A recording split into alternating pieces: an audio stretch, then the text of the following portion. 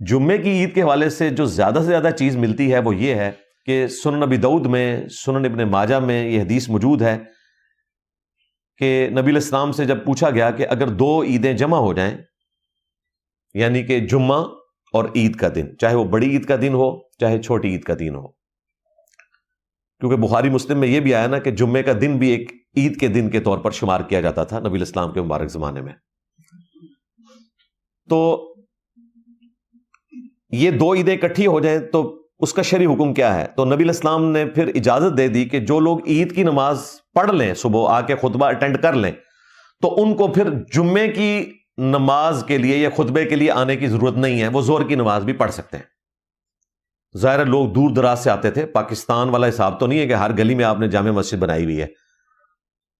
یہ تو آپ سمجھیں کہ چندہ اکٹھا کرنے کا ایک ذریعہ ہے، ادروائز جامع مسجد تو ایک شہر میں ایک ہی ہونی چاہیے. مسلمانوں کی یہ ویکلی پولیٹیکل گیدرنگ ہے جس میں مسلمانوں کی اسٹرینتھ شو ہو،